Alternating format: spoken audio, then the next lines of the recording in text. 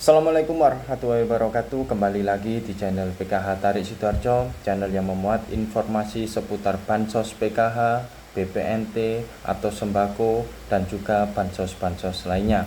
Terima kasih sahabat-sahabatku semuanya yang telah bergabung di channel kami, yang telah mengikuti dari awal hingga saat ini, dan juga bagi sahabat-sahabat semuanya yang baru bergabung, jangan lupa tekan tombol like, subscribe, dan juga komentarnya. Tinggalkan jejak di kolom komentar. Kita sebagai jembatan, sebagai media untuk berdiskusi, untuk kita sharing informasi dari daerah lain dari daerah satu ke daerah yang lain.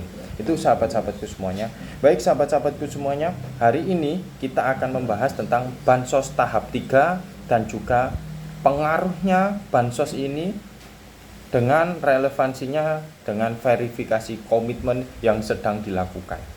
Baik sahabat-sahabatku semuanya, kita akan menyampaikan tentang bansos tahap 3.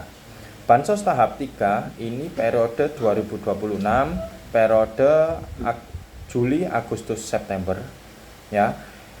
Yang hari ini sudah memasuki di bulan Juli atau di bulan awal.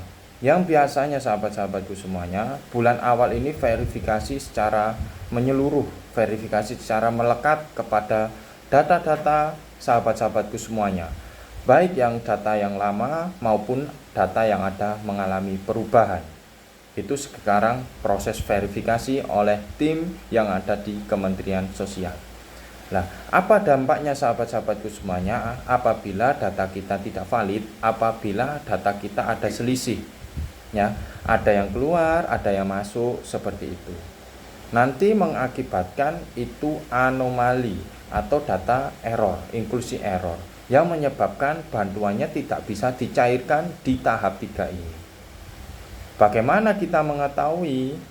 Yang pertama, ada pengurangan atau penambahan anggota dalam kartu keluarga kita. Yang pengurangan nih bisa meninggal dunia, bisa pindah keluar dari kakak kita. Sedangkan untuk penambahan ada yang menikah ikut kakak di sini, ada juga angka kelahiran atau kelahiran jiwa baru. Seperti itu sahabat-sahabatku semuanya. Nah, kalau ada kasus seperti itu segera lapor bisa di operator desa, di perangkat desanya masing-masing, dan juga pendamping PKH saat pertemuan kelompok. Nah, itu sahabat-sahabatku semuanya, poin-poinnya. Dan yang kedua sahabat-sahabatku semuanya, ini merupakan dinamika yang setiap periode atau setiap tahap itu selalu dilakukan.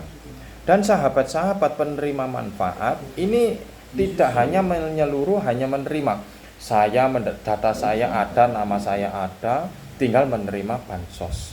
Komponennya lengkap meskipun di sana ada balita, anak sekolah, lansia, disabilitas, atau ibu hamil dan yang kelima itu.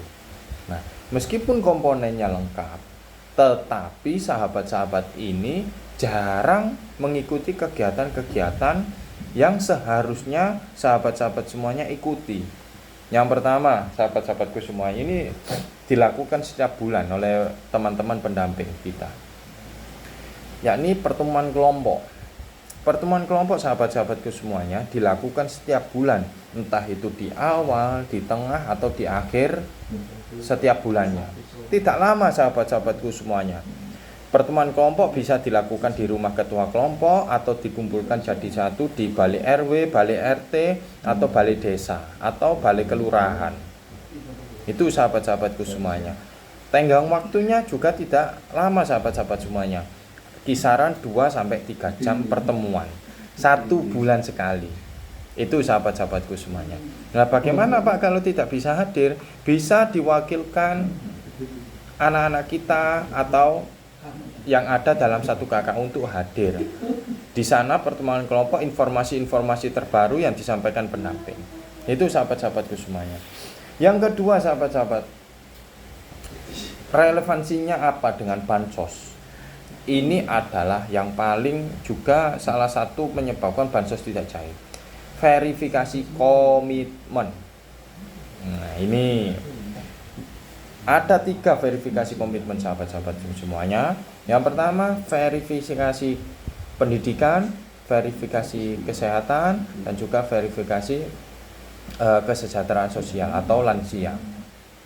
Nah, verifikasi yang ini ketiganya ini saling berhubungan.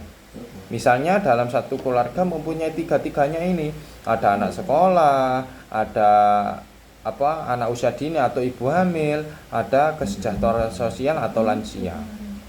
Nah, jadi setiap per 3 bulan pendamping itu memantau verifikasi komitmen ini. Setiap bulan sudah dilakukan atau tidak. Ya, kami berikan contoh sahabat-sahabat semuanya. Yang menyebabkan bansos sahabat-sahabat semuanya bisa tertahan, bisa dipotong, dan juga bisa dihapus selamanya. Verifikasi pendidikan. Verifikasi pendidikan itu adalah apabila ada putra-putri sahabat-sahabat semuanya yang bersekolah di semua jenjang. Bisa SD, bisa SMP, atau SMA. Di sana pendamping langsung datang ke sekolahan menanyakan bahwasanya atas nama putra-putri sahabat ini semuanya, apakah aktif di sekolah, apakah hadir selalu di sekolah, tidak pernah bolos, berkelakuan baik, dan lain sebagainya. Nah, apabila pendamping menemukan di sana, anak ini tidak hadir sekian hari, dihitunglah oleh pendamping. Apabila tidak mencapai 85% atau dalam 1 bulan itu anggap 30 hari, berarti kehadirannya minimal 25 hari masuk. Ya, bisa dibayangkan. Berarti kalau 30 liburnya hanya hari Minggu, berarti off-nya 4, berarti 26 hari. Satunya untuk kegiatan yang lainnya, bisa izin atau sakit atau lain sebagainya. Jadi minimal 1 bulan itu antara 24 hari atau 25 hari. Itu sahabat-sahabat semua yang perlu dipahami. Jadi yang punya putra-putri yang masih bersekolah di semua jenjang SD, SMP maupun SMA itu segera dikonfirmasi, dimotivasi, diberi semangat agar tetap masuk di sekolah. Itu juga untuk kebaikan sahabat-sahabatku semuanya, tidak melulu dengan berhubungan dengan bansos. Yang kedua sahabat-sahabatku semuanya tentang verifikasi kesehatan. Kesehatan di sini apabila ada komponen ibu hamil atau anak usia dini dan atau anak usia dini. Anak usia dini itu umur 0 sampai 5 tahun. Ini harus aktif di posyandu. Posyandu juga sahabat-sahabat semuanya datang, pengukuran, penimbangan, periksa, selesai. Nggak sampai 10 menit.